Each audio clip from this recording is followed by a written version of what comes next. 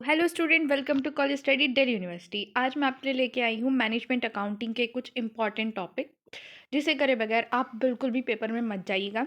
और जिसने अभी तक कुछ नहीं पढ़ा है, ये टॉपिक पढ़ लीजिए। आप काफ़ी हद तक अपना पेपर कर पाएंगे, पास होने की जो पूरी पूरी गारंटी है। एंड ऑफ कोर्स आप अच्छे मार्क्स भी स्कोर कर पाएंगे।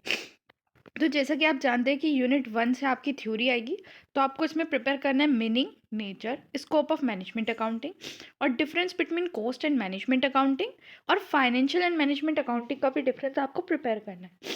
इसके अलावा cost control and cost reduction का डिफरेंस भी आपको प्रिपेयर करके जाना है। देन आ जाते हैं हम यूनिट सेकंड पे। आपको पता है इसके अंदर 2 चैप्टर हैं और ये 36 मार्क्स का आने वाली है।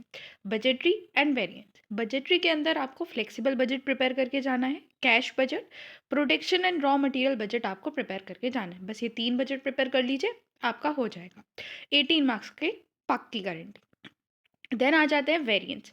अब इसमें आपको करना है material variance, labour variance and sales variance. आपको पता होगा मटेरियल और लेबर और सेल्स, इन तीनों के फॉर्मूले एक दूसरे से बहुत हद तक मिलते जुलते हैं, तो आपको ये करने में भी बहुत आसानी रहेगी। दूसरा, आपको सेल्स वेरिएंस के अंदर दो होते हैं, एक मार्जिन, एक नॉर्मल सेल्स वेरिएंस। तो आप सिर्फ नॉर्मल सेल्स वेरिएंस करके जाइए, मार्जिन मत कीजिएगा, कोई दिक्कत नहीं है। अगर टाइम है तो कर लीजिएगा। दूसरा, कंट्रोल रेशो। कंट्रोल रेशो में सिर्फ 3 रेशो हैं आपके, एफिशिएंसी, एक्टिविटी एंड दूसरा कंट्रोल। ठीक है, ये तीनों रेशो आपको अच्छे से करने हैं। बस 3 फॉर्मूले ही तो याद करने हैं और ये आपके 3 मार्क्स पक्के कर देंगे। और हद से हद मुझे तो लगता है 6 मार्क्स का क्वेश्चन इससे आ ही जाएगा। देन आ जाता है इसकी थ्योरी। अब इस यूनिट में से आपको थ्योरी कौन सी प्रिपेयर करनी है? जीरो बेस्ड बजट आप ज़रूर करके जाइएगा, बजटिंग की फैक्टर्स करके जाइएगा, प्रोग्राम एंड परफॉर्मेंस बजट आप करके जाइएगा। नॉर्मल डेफिनेशन अगर आपको पढ़नी है कि बजट क्या होता है, बजटिंग, बजटरी, वो डेफिनेशन आप पढ़ लीजिएगा। ये बहुत ही नॉर्मल सी चीज़ है जो आप, अगर आपने चैप्टर शुरू किया होगा तो आपको पता ही होनी चाहिए। तो वो मैंने इसलिए नहीं लिखी है, बाकी ये 3 चीज़ आप करके जाइएगा। देन उसके बाद आ जाती है आपकी यूनिट 3, जिसके अंदर सीवीपी एंड आपका costing and marginal costing statement है। तो इसमें आपको मैथमेटिकल अप्रोच करना है। इसमें 2 हैं, एक मैथमेटिकल, एक ग्राफिकल।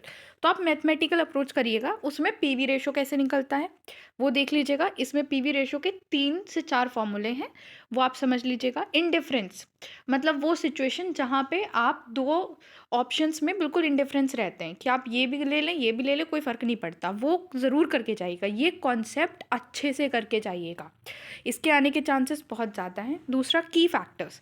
आप देखते हैं ना, की फैक्टर्स के बेसिस पे चीज़ें निकालना, तो ये करके जाइएगा। और तीसरा, ब्रेक इवन पॉइंट। ये 3 से 4 टॉपिक मैंने लिखे हैं, इसे अच्छे से करिएगा। देन आपका absorptional costing and marginal costing statements. ये स्टेटमेंट बनाना बिल्कुल भी मुश्किल नहीं है। इसमें एक बार आप फॉर्मेट देख लीजिएगा, 2 क्वेश्चन लगा लीजिएगा, आपका हो जाएगा। तो ये सारा जो सामान है, मतलब ये सारी चीज़ें, वो 1 से 1.5 घंटे का है, आपका ये हो जाएगा आराम से यूनिट 3। अब आ जाते हैं यूनिट 4 पे। यूनिट 4 जैसा कि आपको पता है कि डिसीजन मेकिंग से है, तो इसमें प्रॉफिटेबल प्रोडक्ट मिक्स वाला टॉपिक करके जाइएगा। और इम्पॉर्टेंस है कि की फैक्टर वाला, जहां आपको कोई एक चीज़ लिमिटेड अमाउंट में दे रखी है और तब प्रॉफिटेबल प्रोडक्ट मिक्स निकालना है, ये ज़रूर कीजिएगा। बाइंग एंड मेक डिसीजन करिएगा। ऑपरेटिंग और शट डाउन, ये 3 टॉपिक अच्छे से करके जाइए। फिर इसमें अगर आप थ्योरी की बात करें तो रिलीवेंट कोस्ट कॉन्सेप्ट, कौन सी कोस्ट रिलीवेंट होती हैं वो, और की factor in decision making with example. जो बेसिक थ्योरी आपको इसमें लग रही है, जैसे कि डिसीजन मेकिंग क्या होता है, या फिर इसमें 2 टेक्निक बताई हुई हैं, एक मार्जिनल, एक डिफरेंशियल। तो आप इन दोनों की डेफिनेशन पढ़ के जा सकते हैं, और बाकी ये 2 कॉन्सेप्ट तो थ्योरी के बिल्कुल छोड़ के मत जाइएगा। ठीक है, अब आ जाता है यूनिट 5। यूनिट 5 से आपको पता है कि पक्का 9 मार्क्स का एक क्वेश्चन आना है, और यूनिट 5 में आपका थ्योरी ही है। तो इसमें आप रिस्पॉन्सिबिलिटी अकाउंटिंग का सिग्निफिकेंस कॉन्सेप्ट पढ़ के जाइएगा। फिर different responsibility centre, 4 responsibility centre हैं, 4 से 5, एक एक लाइन की उनका थ्योरी पढ़ लीजिएगा, हो गया आपका। देन डिविजनल परफॉर्मेंस का मेजरमेंट, फाइनेंशियल और नॉन फाइनेंशियल। फाइनेंशियल के भी 3 तरीके हैं, और नॉन फाइनेंशियल के आपको गुडविल वगैरह 2 से 3 पॉइंट कर लीजिएगा। मतलब आप 10 मिनट में अपनी यूनिट 5 कर सकते हैं।